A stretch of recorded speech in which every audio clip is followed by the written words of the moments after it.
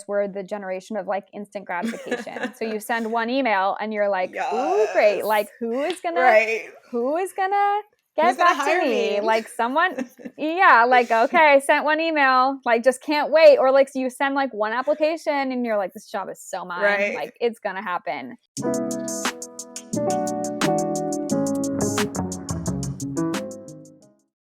Welcome to Fortune Podcast. I'm your host, Jessica Elijah. Today we have a super talented guest, and her story is going to empower you. Everybody, welcome Mandy Faura. Hey, Mandy.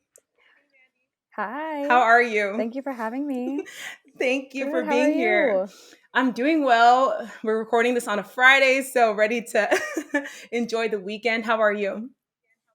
Definitely ready to unplug for sure. You said you've had a long week. I've had a long week.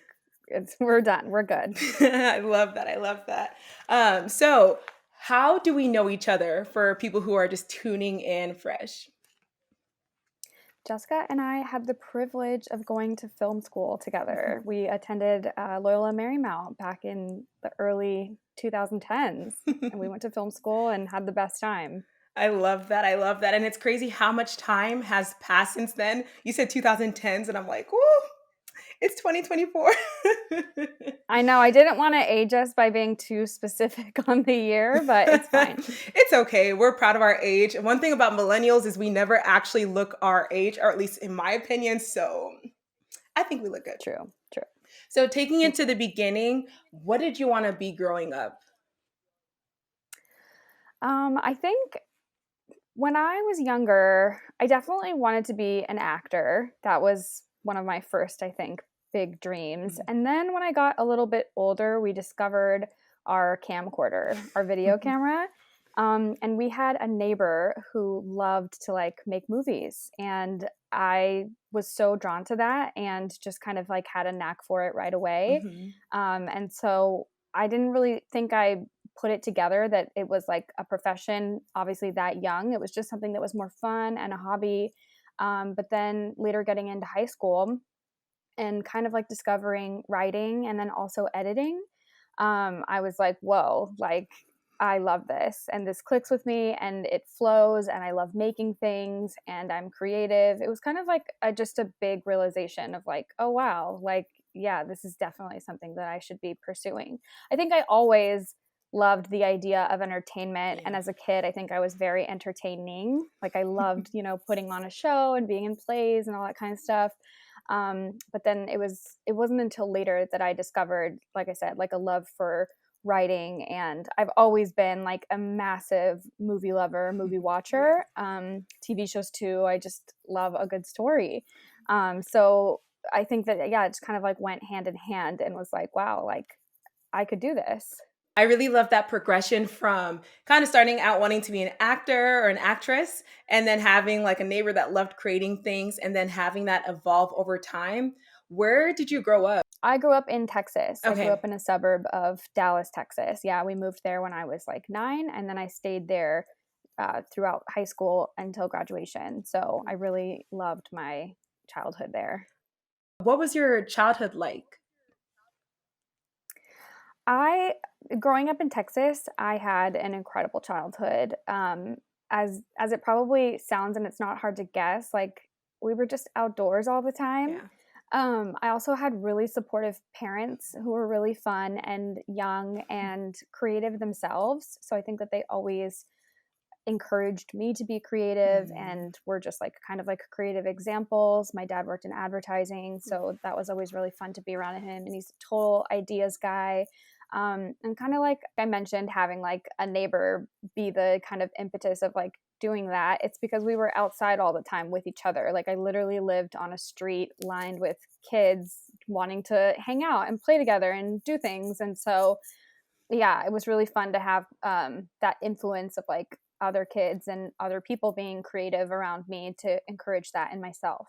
And I really love that to have parents that are encouraging and creative and who support that. For me, my background, as you may know, I'm Nigerian. So I was lucky that my parents were also supportive. My dad loved movies. He loved to like pull out his camcorder and record us. But for other Nigerians, at least in my space, it was like you had to be a doctor a lawyer or that, or basically an engineer, or you couldn't be anything at all. So I think that's super helpful that you had parents that encouraged you and put you in all those things. So, so from there, Totally. did you have any siblings that you played with, or were you an only child?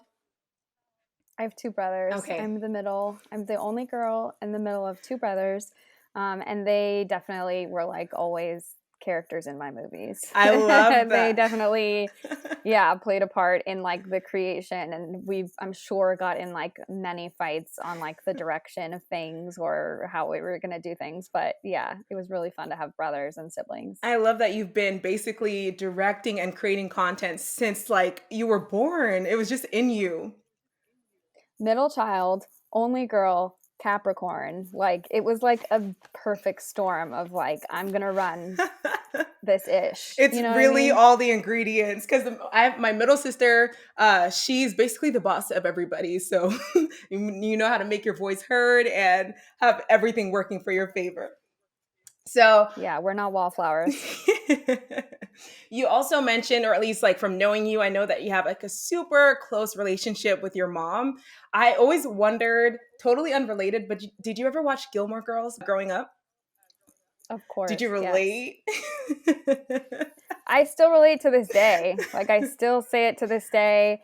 I mean, I just see it so much. Like, that's us. You know, obviously, it's, maybe different context and, like, the details of it are not the same, Mhm, but the overall theme of, like, this mother-daughter duo who is mhm, so close, just, like, could not be closer and, like, respects each other and goes through life together mhm. to, relying on each other. That's us. I love that. I love that so much. And it's nice to have a close knit family. I know a lot of people have different dynamics. So I'm always super curious to know how the family dynamic might translate into careers. So thank you for sharing that. Yeah, of course. Honestly, it took me a long time to realize. It took me a long time to realize that not everybody has a close relationship with their mom because Hmm. that's all I knew. So it was like, doesn't everybody love them? Like, my mom is like number one. My mom is the coolest person on earth. Doesn't everybody feel that way? Yeah. And it took me a long time in getting into adulthood to realize that no, like, not everybody feels that way. Lots of people have really tricky relationships with their parents. Yeah. And so I think that made me really even more grateful. Like, wow, this is like not the norm. And so to have it is such a gift. And when did you realize that that wasn't the norm? I think probably early 20s Mm. when we're like leaving when we're leaving high school Yeah. and you're kind of like forging your own path and being independent and people are just more open with life and Hmm. like yeah, like and that's where like trouble starts, I Yeah. guess, kind of, being away from your parents and being like, oh, like my mom, or finally having like the freedom to put space Right. if you need it, and then also the freedom to be open about that. um yeah.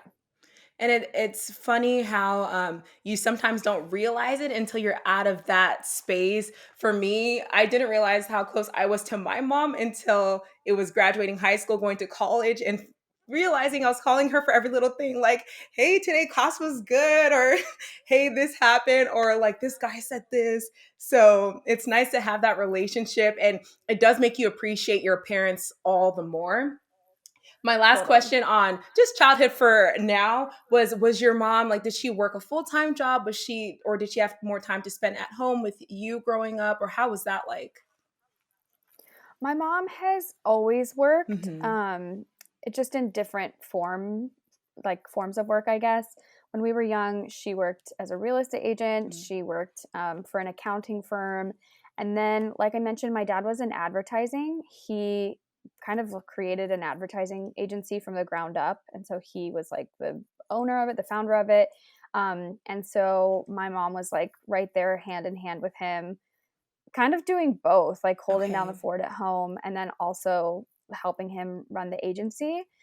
From that agency sprouted a side business for her that kind of became her full business, and she Mhm. still works that business to this day, which is a translation agency. So Ooh. she owns and operates and is like the only employee of yeah, translation services. Awesome. And is it specifically for Spanish? I know you speak Spanish, or is it like all different kinds of She languages? services Yeah, she services all sorts of different kind of languages. A lot of Okay. people ask me, they're like, "Does it mean that she, speaks a million different languages?" And no, it doesn't. She speaks Spanish fluently, Hmm. but because she's like the home base, she contracts Got all it. the languages that she doesn't speak. And Got I it. think she even though she does speak Spanish, she contracts Spanish translators as well. But she's so talented. She has had like a knack for language Hmm. for forever. And so even though she's not fluent in these languages, she's still so smart and can like look over a document and like be able to pinpoint, if there might be a mistake or whatever. She's like the smartest person ever. Yeah, I'm such a big fan. I believe you because so many of those qualities you've explained are inside of you. So I already know that to be Thank you. true. The reason I asked if your mom like was working or doing other things is because the way you describe it, it sounds like she was so present. So for me growing up, I just don't know how parents do it, or at least my mom, she would work and then still spend quality time with us. So the fact that she was able to spend that quality time, I really appreciate that. I know there's a lot of parents that are working like full-time jobs, like in another discussion, one of the girls' moms, she was working all the time. So the girl, she was mostly on her own most of the time. So I know it could be interesting dynamics there. Yeah, no, same. She worked and somehow like held the fort down with three kids and made us all feel loved and special and bonded with. It was really incredible. Shout out to Mama Mandy. Yeah, shout out to Sarah. So flash forward to today. What's your current role? I currently work at a digital agency where we create creative content for all sorts of different social platforms. I love that. I love that. And if you can, walk me through your progression until that point. Because from where we left off, you graduated film school, won amazing awards, which I know you'll get into. But if you can walk me from, okay, I'm fresh out in the world, just got a degree, up until where you are now. For sure. So I graduated with a degree in film and television. From there, after school, I didn't necessarily have a plan, to be Hmm. honest. I think I really wanted to be on set. So maybe that was my plan. I really wanted to be on set, and that was my focus. And so I took whatever PA work I could find. And at the time, I really wanted to direct and write. And so I just figured I'm just going to get as much experience as I can under my Hmm. belt on set, and then find my way from there. So that led to several years of working freelance as a PA, and Mm, then eventually moved my way up to coordinator. They were all kind of one off jobs, so right. like music videos, commercials, that kind of thing. It was really fun and exciting, and I had to work lots of odd jobs in between, especially because it's freelance. So Right. it's not guaranteed. And when you're doing one offs, it's exactly like it sounds like you have like 2 days of work and Right. then nothing. So it was definitely a hustle. Um, in between there, I took a year to go live in Spain. I was an English teacher in Spain. I really had it on my heart to go live somewhere else. I never studied abroad. I had Hmm. never even been to Europe before I moved there. So that was a really fun adventure. That was like a year. And then after that, I was kind of like ready to get back into freelance life and just tackle my career. Fast forward to the pandemic. We're in Mm. 2020 now, and no one is working. I'm certainly not. I'm sitting on a couch in Texas, like, what is going on? When out of the sky drops a phone call from the production manager of American Idol. I thought it was a scam. I got an yeah, I thought I got a voicemail and it was like, "Hi, this is a production manager from American Idol. I got your information, blah blah blah." And I was like, "This can't be real." But then he said a name that I Mm. knew. I was Mhm. referred to that job by someone that I had interviewed with. This is kind of a funny story. I had interviewed for a coordinator position at the beginning of that year, at the beginning of Mhm. 2020, in February for a Disney job, Okay. a production coordinator. And I really wanted that job. And I Right. really got along well with the girl who I interviewed with. And I needed that job. And I was like, I'm totally going to get this. Like, I just feel really confident about it. Long story short, I did not get that job. And Mm. so that was like sad and shocking. But then the world shut down a month later because February to March. So anyways, it's really sucked at the time, but COVID. So I moved on, and then fast forward to August of that year, the girl who I interviewed with for the Disney job remembered me somehow, even though we'd never worked together before. She just interviewed me, but she remembered me, and she was working on American Idol at the time, and they Mhm. needed a second production coordinator.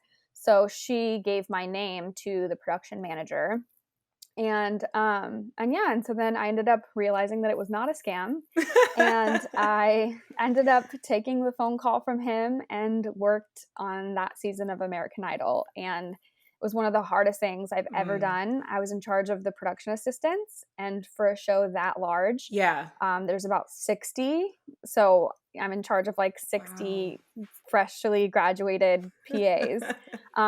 Also, not to mention, like, the added difficulty of COVID was Right. just, it was around everything we did. Like, somebody can't come to set, they have to test, and they have to Right. test this many times, and you have to test every day, and getting vendors and traveling, and just there was so much. It was such a big job, but it was awesome. Like, I just feel like it was so trial by fire. It was the first time that I had ever done anything that big, Mhm. freelance or otherwise. I mean, it was the first like full on TV show that I had done, a competition show, a stage show.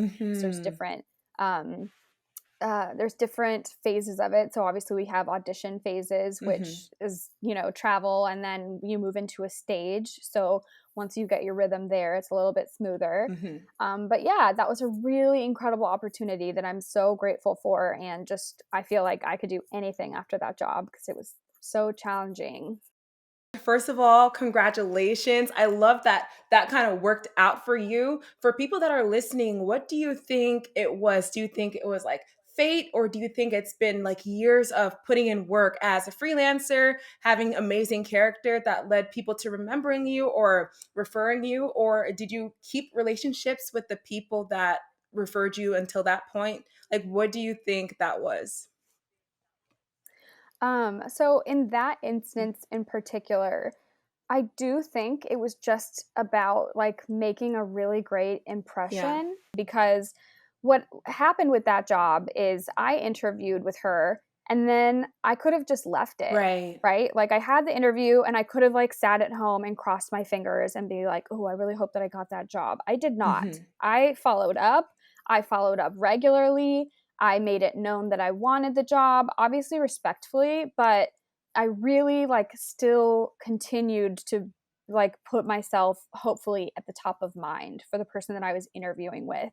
So, if in hindsight looking back, I think that really helped to be memorable. Yeah, maybe that's what I was trying to get at, was just like trying to obviously make a good first impression and also be memorable in a way that it's like, hey, I want to reiterate my interest here. I'm not trying to be like shy about this or like, hopeful about this. No, I want to be direct that I really enjoyed speaking with you. I really enjoyed getting to learn more about this role. I'm really excited about the role. So please call me back.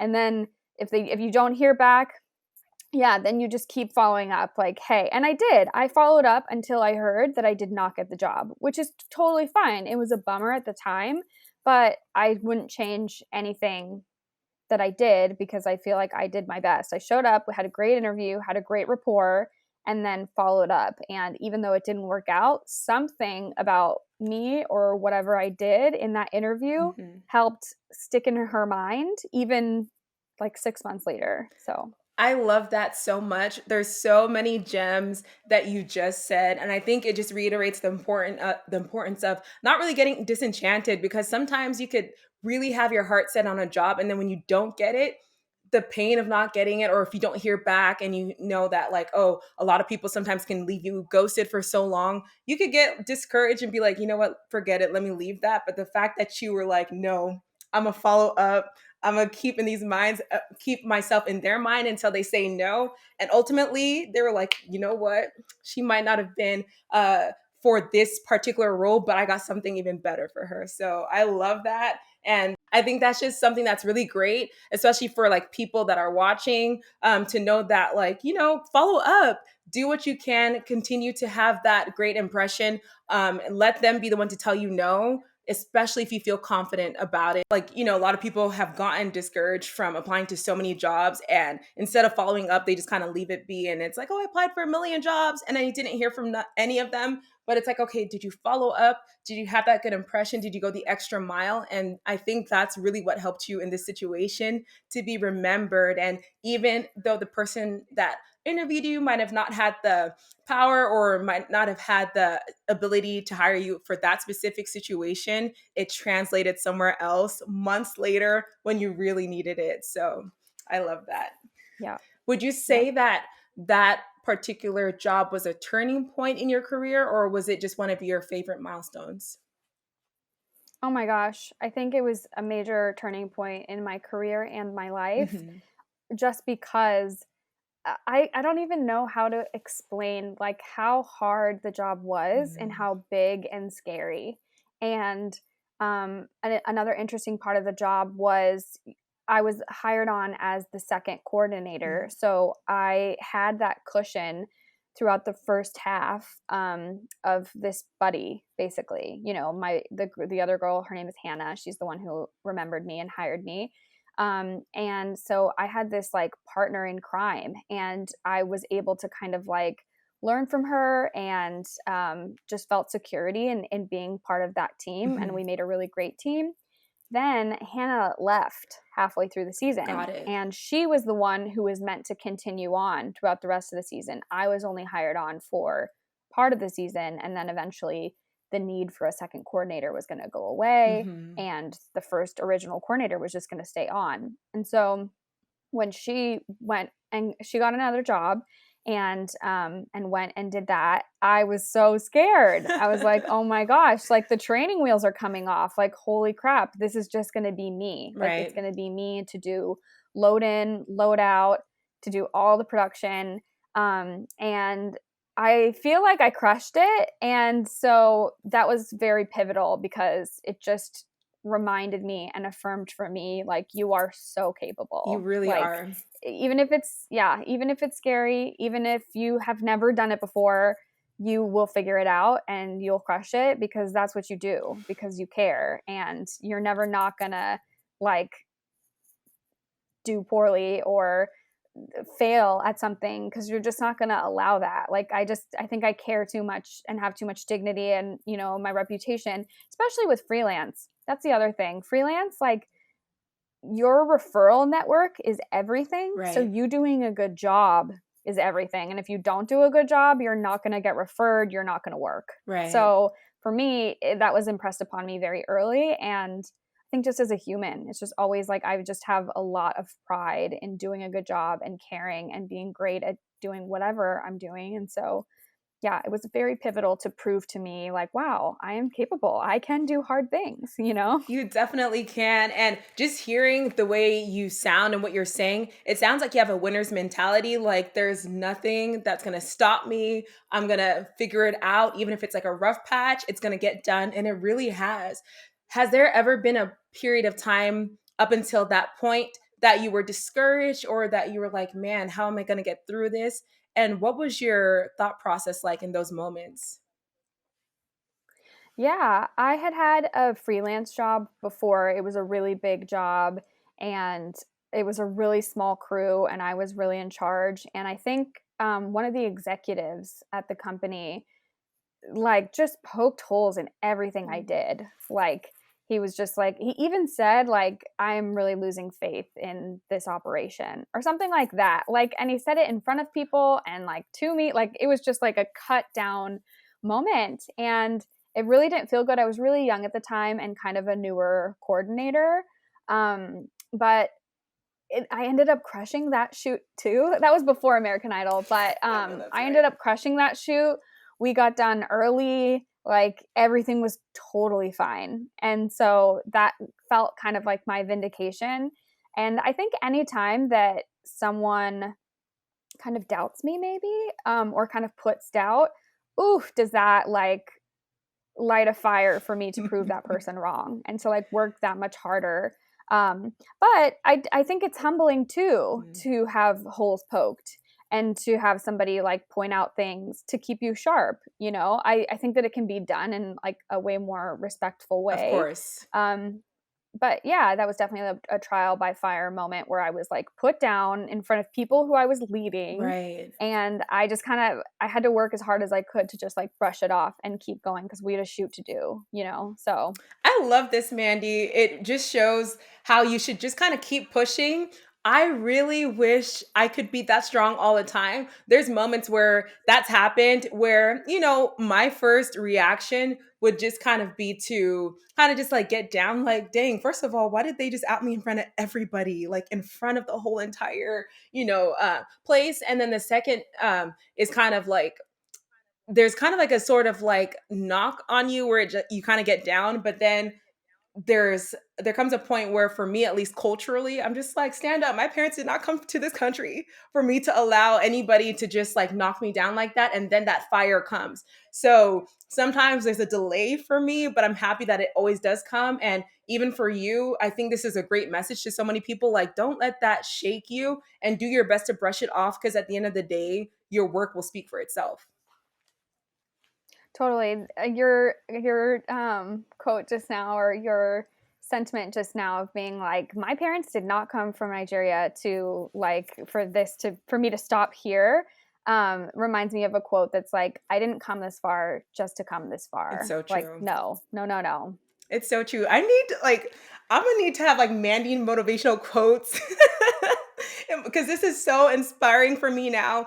And it's kind of just giving me that fire, like, create a way for yourself. Because even with like, for people who might not know, like being a production assistant and being a freelancer, nobody's handing Mandy out these jobs. She's the one that's going out to find these jobs and hustle and make a good reputation and do what she has to do, and working different jobs in between that because it's contracted. So maybe it's like 2 days here, 3 days here. So she still has to pay rent.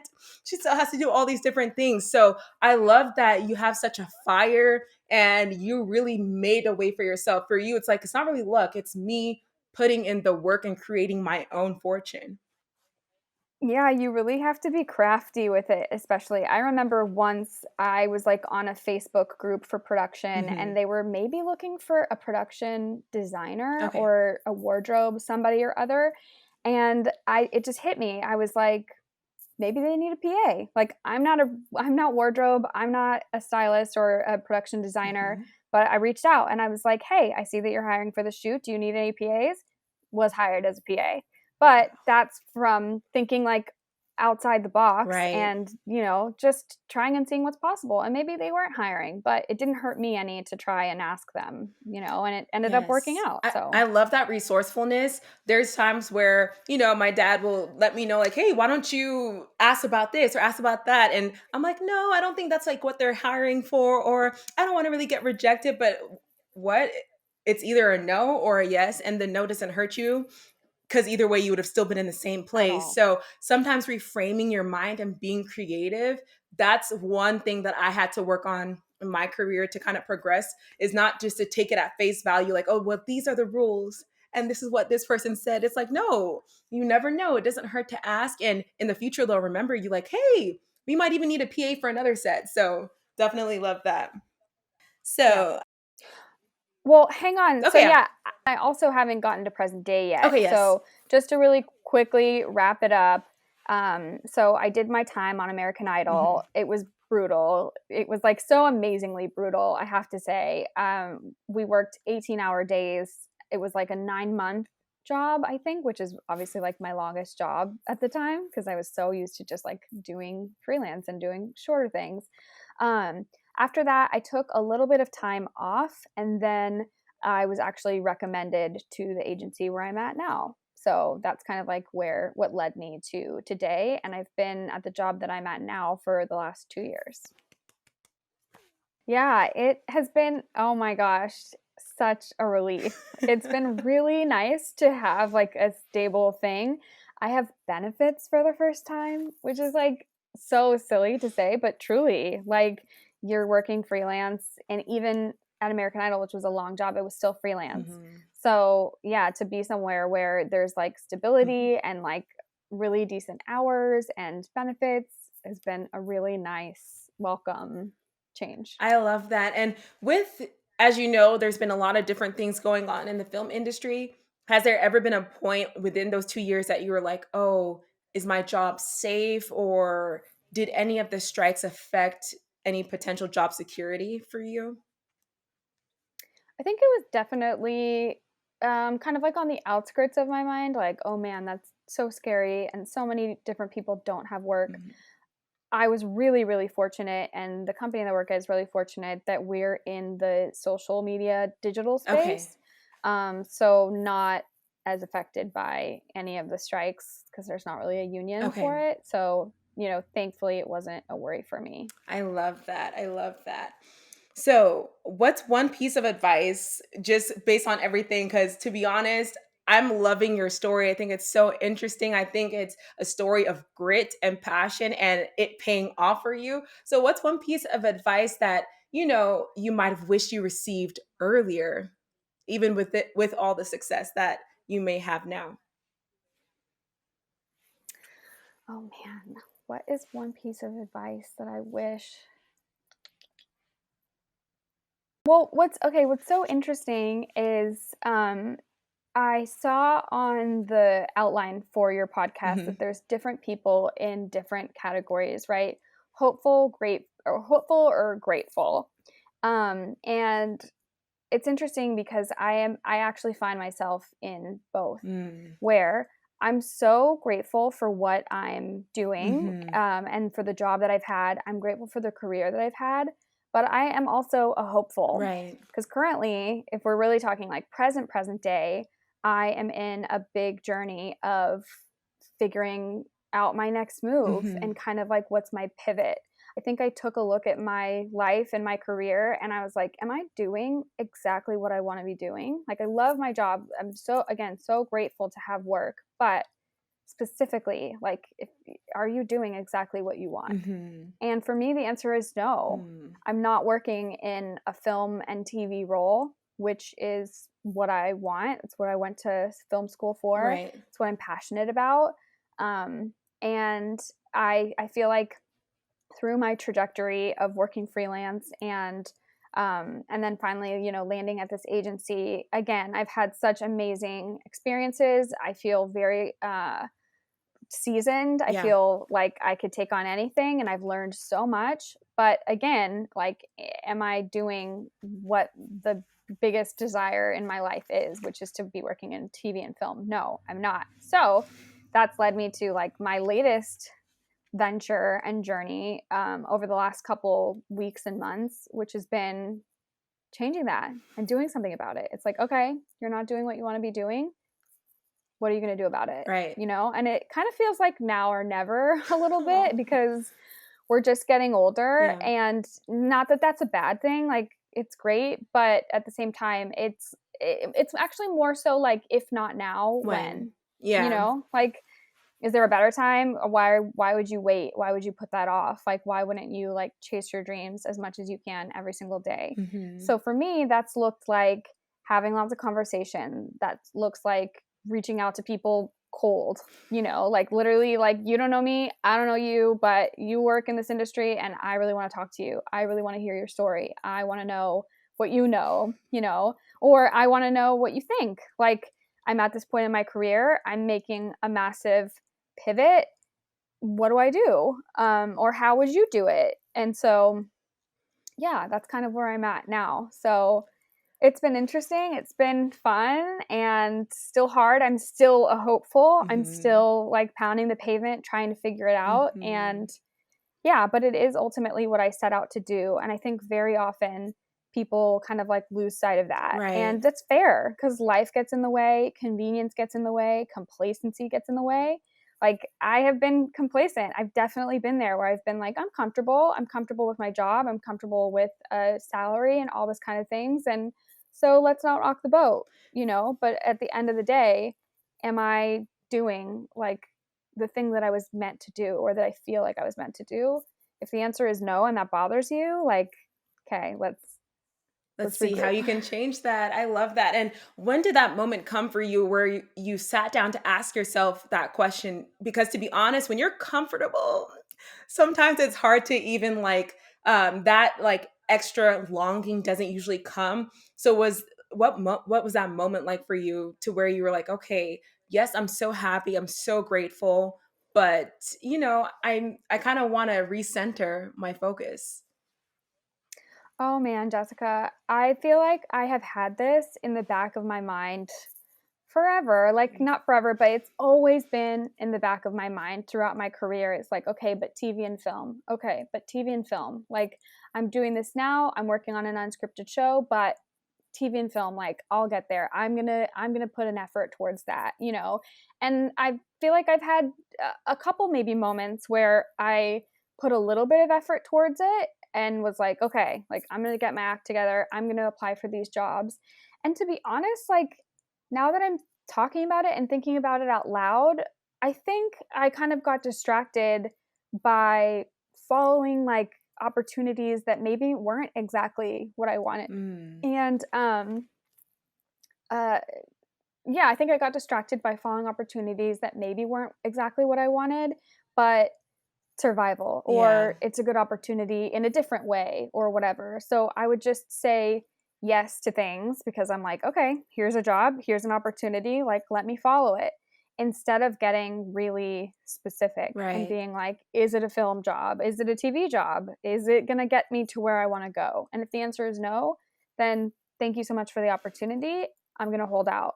And sometimes that's not always possible, but anyway, sorry, to get back to your Of course. question, it's, getting there eventually was always in the back of my mind. And it was always like, I'm going to do it, just not today, or whatever. And then I think, I don't know, at the end of last year, which was 2023, at the end of 2023 and coming into 2024, I was like, what are you doing about this to Mm, myself? I was like, you have a lot to show for your career. You're really capable. You're really creative. Like, what are we doing about this? Like yeah. you say that you want to, I think I got tired of like all talk, no action. Yeah. Like you say that you want to work in film, you say that you love movies, you say all these things, but like, where is the action to back it up? Yeah. So like I had never even attended a film festival before. Mhm. I think it just like wasn't on my mind in the forefront of things to Of do. And so course. I was like, we're changing that. So then in January, I went to Sundance. I was like, we're changing Ooh, that. went to the Like, you've best. never been to a film festival? Yeah, I came out swinging. I knew it was coming and I was like, we're doing this. Like, you're going to that festival to like see what this is all about. And then after that, I feel like going there was like really energizing and was just like how cool would it be to be here with a film? And so after that, yeah, it was just like, okay, enough's enough. Like, let's really put an effort towards this Mhm. and go from there and see how it goes. I love that. So many gems there. And Mandy, I know that you're a person that's very successful and that will be successful because you have such a strong sense of purpose. And I think that's super underrated because anybody else would be scared, like, look, I get a bi-weekly paycheck and benefits. But the fact that you could still have such a strong sense of purpose and be ultimately humble because you've done so many amazing jobs. Like, okay, you worked casting at ABC. You were a development intern for so many agencies. This is just to name a few things, y'all. Worked for E News and Chelsea lately, production, American Idol, American Justice, The Hamptons. You've done so many different things. You've taught English in Madrid, Spain. So for me, I feel like you've lived multiple lifetimes of experience. So I think you're actually definitely on course, and it's just showing you that like if you're even discontented at all, it's because where you're going is just so much higher. And one thing I love about you, at least from film school, there's people that are like, okay, they like it, but I don't know if they're gonna make it. I always had no doubt that you would make it because there's just people who were like built for it, and I think you were built for it, not only in your work ethic, but your natural talent, but your sense of purpose. it's just all there. So I'm definitely inspired by you. I know everybody's going to be inspired. And you don't even have to be a filmmaker to be inspired by Mandy's story. Because, like, now, as you've seen on LinkedIn, I'm sure so many people are getting laid off from just different industries. And I've talked to some people, and the industry that they're working in is not even what they really want to be in. It's just what's bringing in the money. So I think this is a great time for people to really recenter and say, is this really where I want my life to go? And what can I do about it? And like Mandy, she went swinging. She said, let me not do a local film festival. Let me go straight to Sundance. So I really love that. Yeah, no, I appreciate you saying all of that so much. It's so like affirming and encouraging to hear, because to be honest, like I'm still in the thick of it. Mm, I'm not at the top of the mountain yet, and it I can't sugarcoat it. It can be, and it is really hard. You are your own hype person, and it's hard sending out emails and like not hearing back from anybody, or not even just sending out emails. I'm sorry, sending out emails, applying for jobs, adding people on LinkedIn, sending messages, texting people, asking, do you know anybody at this company? Do you know anybody at this company? Trying to get your hands on scripts, trying to watch TV shows, be current with movies, all of those things. And then to feel like nothing is happening, like yeah. not to see any reward yet, can be really hard. And that applies for any industry. Like you said, like any person who wants to be in an industry and isn't quite yet, and is putting in the work to make it happen and to break into it. And at first, I'm telling you, you're so excited. You're like, this is great. This is amazing. Like, I'm making it. I'm doing the thing. I'm emailing. I'm going to hear back. And then when you don't, it can be really humbling, but also really discouraging too. Like, oh my gosh, like, frick, it's really hard to keep the momentum and the excitement Hmm. going. And so it's been a learning curve for me. And I've definitely experienced that over the last couple weeks and months that I've been in in this, um, in this search, Right. and in this effort to pivot. It's been, lots of ups and downs. And so I think people need to be prepared for that, because of Right. course we're the generation of like instant gratification. So you send one email and you're like, ooh, great. Yes. Like Right. who is gonna Who's get gonna back to hire me? me? Like someone, yeah, like, okay, I sent one email, like just can't wait. Or like, so you send like one application and you're like, this job is so mine. Right. Like it's gonna happen. And then you don't. And then that happens like 20 times over. And I'm still fairly early in this journey too. Like I think that that's something else that I really need to um, get my mind used to thinking. So everything you just said, so amazing. Do you lean or did you lean into yourself to kind of get that inspiration to keep going? Or do you have a community of friends or even other people in the industry that you can lean on and be like, yo, it's really tough and keep going? Or is it just like having a strong sense of purpose that allowed you to keep pushing and keep striking, even though you didn't hear back so quickly? In my experience, it's mostly been me. Okay. In my experience, it's mostly been me as my cheerleader, as my source of motivation and inspiration. However, I do definitely have people who I have leaned on and are keeping me sane through this. So I would definitely recommend that for anyone who's trying to make any sort of pivot. Surround yourself with people who support you and remind you why you're doing this, and Right. encourage you and can spitball ideas with and stuff like that. I definitely have a good community of people to lean on. I love that. And then, even kind of just with that, one question out of curiosity is how do you navigate maybe like society's expectation of where you should be now versus your current reality? Like, does that ever factor in your mind at all? Oh, yes. Okay. Oh, man. So, I definitely think that applies to this situation, because I would technically maybe have to start like from scratch a little bit, because Oh, I have come this far and gotten, however high on a certain ladder, but it's not film and TV. So, to people in the film and TV world who are looking at my experience, they don't see any film and TV experience. They're like, well, you're going to have to start from the bottom, like from the very beginning. oh. Um, And so that's definitely been something. I mean, I think that that's like the stereotype, and Mhm. who knows what will happen. I would love to say, I would love to see, and well, maybe we can speak in the future when Yeah. I'm farther along and something works out and I'm in that film and TV role, because who knows. But I definitely think that that is like a common assumption, is like, Mm. oh, you want to switch lanes, then you're going to need to switch you're going to have to start brand new, because you are brand new in a way. Um, and I think that in and of itself is really scary for a lot of people. And that's kind of like why people don't I do it, agree. to be honest. I think that's why people don't make the leap and they don't risk anything, because they don't want to start over. People Right. do not want to start over. People do not want to be an assistant in your 30s with the 20-year-olds. They don't. And so that for me has been something that I have had to kind of really make peace with and Right. be like, you know what? Who cares? Like, who, I, I feel like I'm full of quotes and I really don't Just mean to be, go. Just but come on. oh man, no, Bring it on. there is a quote. There is a quote that I read on like a TikTok comment. I can't lie and say that it's from some, prophet or anything Girl, like we be that, or on TikTok too. philosopher. It's from the philosopher of TikTok, Okay. but there was a comment that was like, well, that's going to take a long time. And someone commented in response and was like, the time is going to pass anyway. Mm. And that like just like struck me in my soul, because I was like, the time's going to pass anyway.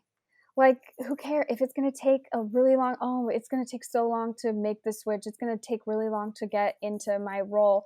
That time's going to pass anyway. So, how would you prefer to spend it? What would you Right. rather? Would you rather spend the time maybe starting over from scratch and getting eventually to where you want to be? And then you're there, and then it's like, oh, that was fine. Or would you rather not do it at all because it's going to take a long time? Mhm. And the other thing, I think the other benefit too of like starting over with experience in your belt is, the hope is that you'll move up a lot faster, or you'll Definitely. make moves a lot faster, because you're not technically just like a fresh college graduate. So And I yeah, know and I hope that it will work out for you in that way. It's quite insane that that's the assumption and that's what people are telling you because you've already worked in entertainment. So for me, I'm like, okay, it might not have been a television show, but you've still had so many years on set, so many years of experience, and with high caliber productions and companies. So I hope it does work out much faster. But even still, I love the note of time is going to pass anyways, and getting kind of looking to your future and being like, okay, if at like 50 years old, am I going to regret not starting over when I could have just already totally. started now? And it's no problem to even start Yeah. over at 50, but like if you know you have that conviction now, doing something about it. So I'm gonna have some journaling time, some introspection time after this, Mandy, because you've really made me question, like, am I doing everything that I want to do? Because to be honest, money, a lot of it is an excuse, and especially like for a lot of people who may be like immigrant families or have like different ethnic or cultural backgrounds, sometimes their experiences, they're like having pressure from parents and stuff like that. So on top of like what's going on in the world, what's going on within their own self, having then that added pressure of like, oh, for me, it could be challenging to have like uncles and aunts call and be like, okay, so what's going on here? And you know how slow the film and television industry, like that growth can be. And I could be like, I just wrapped an amazing set. And they'll be like, okay, cool, but what's next? And sometimes hearing that, it could be very challenging. So, despite like whatever your experience is, I'm proud that you've been able to kind of always like center and really just listen to your own voice rather than external factors. Yeah, I think it's kind of necessary to drown out like other people's expectations on like, well, you're this age, why aren't you here yet? And Yeah, that's so easy for other people to say, and you just have to get really good at blocking it out, I think, and like just staying focused and just like knowing like one day this will pay off, one day this will make sense. And then those people won't have those questions anymore, because you'll be at the top of the mountain it's so and they'll true. be like, wow, like how did you get to the top of that mountain? And it's like by ignoring people like the naysayers who are like, what, are you sure? Do you really want to be an assistant in your 30s, or do you really want to start over? Like, are you really just sending out emails? I don't know. I don't have time for it. We just got to block it out and like focus on what the task at hand, and what's best for us at the end of the day. Truly. Words from philosopher Mandy. Now I need to check in with you more often because you are giving me so much inspiration. So, thank you so much for everything that you've shared today. I am honestly so energized. I'm both, it's weird. I feel very like calmed by your presence, but I'm also energized to like see, what can I do? And just the fact that you've been working so hard for so long and you haven't allowed just like the kind of like the friction and all that you've experienced along the way to discourage you, you still look at the future with so much hope. I love that. And it's almost making me emotional. So thank you for sharing that, because there's times where, I could get so hard on myself because I'm also like not really a microwave queen, but I do like for things to, happen fast. And though I do put in the groundwork, Totally. you've known me, we work really hard. Sometimes when you don't see it, you start to think, is there something wrong with me? So hearing how, how many rejection or how much rejection you've gotten, but then seeing how the payoff outweighed the rejection really is what sticks out to me. So thank you so much. Yeah, I appreciate you too, and I feel the exact same way about you. I feel calmed by your presence, and I feel energized talking about the hopes and dreams for our lives. I think it's just there's nothing more inspiring than spending time with someone you've known for a long time, but Yeah. also just like a fellow woman in the industry or a fellow woman dream chaser who's like making shit happen and doing your podcast and going after things that you want. Like, oh, kudos to you. And I just feel the exact same way about you. So I love you, thank Mandy. you. So on each show, I have questions that I ask every single guest. So the first one, even though you've answered it a million times, so if you feel like you don't need to, that's fine. But the first one was, what was a struggle bus moment for you? Struggle bus moment. Mm,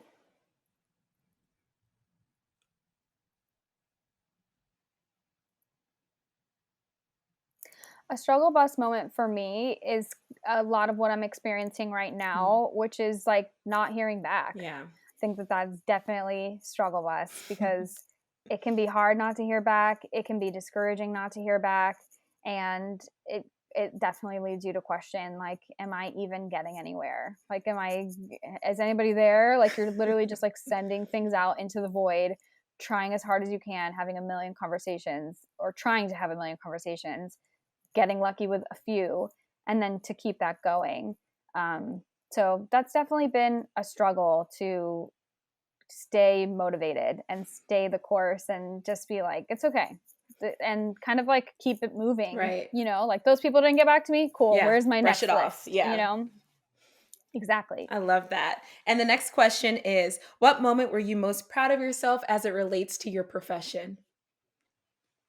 Uh, I have two. Okay. I have two moments that I'm really proud of. The first was landing my dream internship.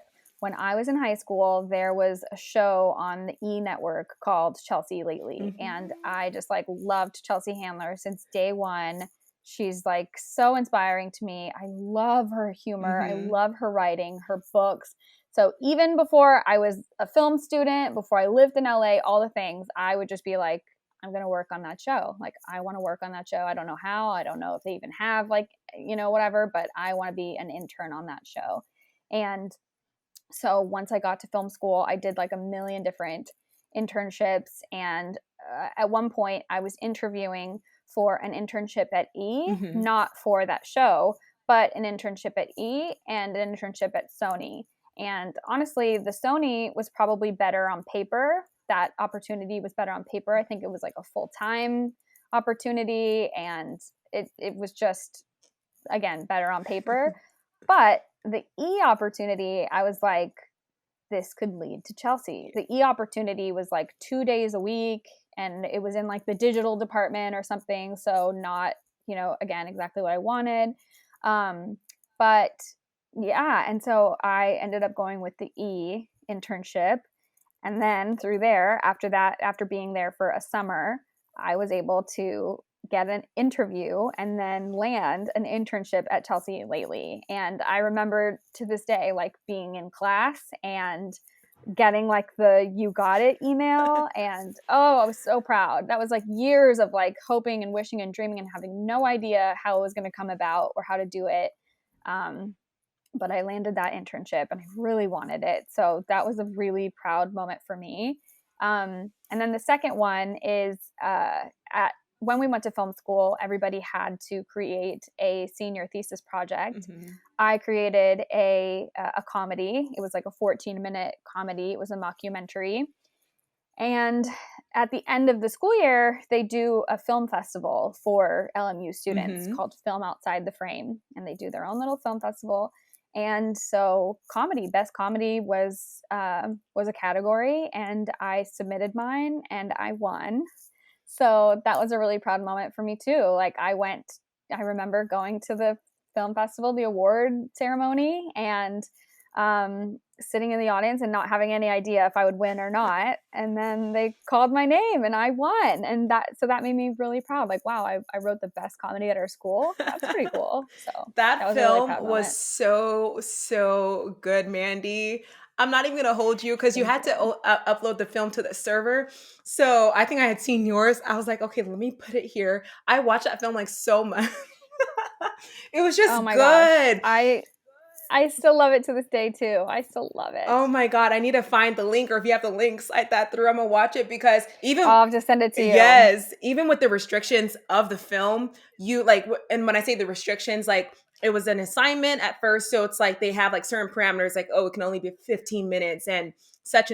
But it was so great, the writing, the comedy, and you mixed in like Latin culture. Ah, it was so good, so well deserved, and congratulations on that. Thank you. Thank you so much. So, next question, what is your definition of success?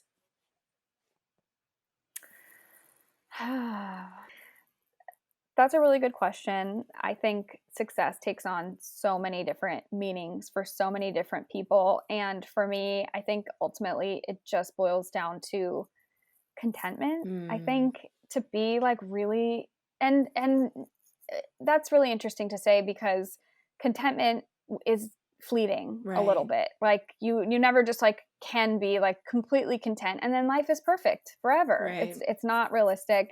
Um but I do think like just being content with like I'm really happy with my job, I'm really happy with my life and feeling purposeful. And I think monetarily, I think I strive for comfortability Yeah. monetarily and being successful in that way. I think having $1 million or $2 million, like both of those things can be considered successful. Yeah. But I just think for me, like the bottom line is like, am I comfortable? Can I be generous? That's it. That's kind of it. Like, am I comfortable? Do I have are all my needs met? Yeah. And then some, do I have a way to have the things that I want? And then also like, do I have enough to be generous with people? I think Mhm. that to me is a success. So yeah, just being content and feeling purposeful and living out your purpose. I think all of those things culminate together success for me. I love your definition of success. And has that always been your definition of success? I think it's probably evolved Okay. as I've evolved. Okay. I think, when you're young, you think, oh, to be successful is like to be rich and famous. I don't know. That's what I thought maybe. Like, oh, yeah, it's XYZ. But I think you learn quickly as you get older, like, it's not. Like, what Yeah, if you get your dream job and you're like not happy? Then what good is your dream job? it's true. So like really being like happy and peaceful and content with just all the things in your life, I think that is like truly success. I love that. And final question. What piece of advice would you give to people who are looking to advance professionally, no matter what their industry is? I love this Mhm. question because I think I'm living it out right Yeah. now. And I think looking back, the piece of advice I would give is to be specific. Be so specific. I think, and by that, I mean, when I was younger and even now, looking for jobs and looking for things that you want to do, so many things sound cool, and that is kind of distracting. Right. So, if you're like looking for a job and you want to work in TV and film, but then you see like this like photography studio that is hiring and you're like, "Oh, that could be cool like to work in photography." Like, it's kind of distracting. Yeah. And that's not to say that you can't like change what you want to do or change your opinion or, change lanes if that's what you want. But if it's not what you want and really at the end of the day you still want what you're looking for, be specific about that and just like try to have blinders for everything else. So like when you are like applying for things or even again like looking at jobs or speaking to people, it kind of doesn't help. I mean, it's definitely interesting to speak to people, but you definitely want to target people who are doing what you want to do or who are around, because other people might be able to connect you with people, but they can't give you the experience of what you want to do because they've never done it. Right. So, again, my piece of advice is to get really specific about what it is that you want to do and focus on that and kind of put on blinders and really weed out everything, because that will also make it easier. If you're just like willy-nilly like, oh, that's okay, I could do that and I could do that, and that kind of sounds like sort of, whatever, like, no, it's not what you want, and it will just lead you away Right. from what you want. So that's like an important thing too, is to ask yourself like, okay, this job maybe isn't exactly what I want. Could it lead to what I want? And if the answer is yes, go for it. If you can see the trajectory there and you can see like the links there, then go for it. And if the answer is no, like, no, this is ultimately not going to get me to where I want to go, move on and find something that is. Wow, wow, wow. So inspiring. That piece of advice is something I wish I had received earlier, because I definitely was like, ooh, this person's not hiring me, but this job opportunity is cool and it's paying. And for that, it's kind of led me to different areas. Luckily, a lot of skills are transferable, but I think I could have had a clearer sense of purpose if I had just stuck with one path. Yeah, for sure. And I think we can both rest and have peace knowing that like what ends up happening was meant to be. It's So true. as much as we would like love to go back and change things, I know I certainly would. I would go back and do things differently to maybe get a different result, but ultimately like it's all worked out exactly the way that it was supposed to, and it will continue to. And again, maybe in a couple years when we're talking again and we're able to look even farther back and be like, that's why I get it. I love So we just have that. to keep hanging on and keep the faith. Amazing. Wow, this episode was so amazing. Mandy dropped so many gems, and I hope that you feel inspired, empowered, and I hope that you have a renewed sense of purpose. Until next time, bye.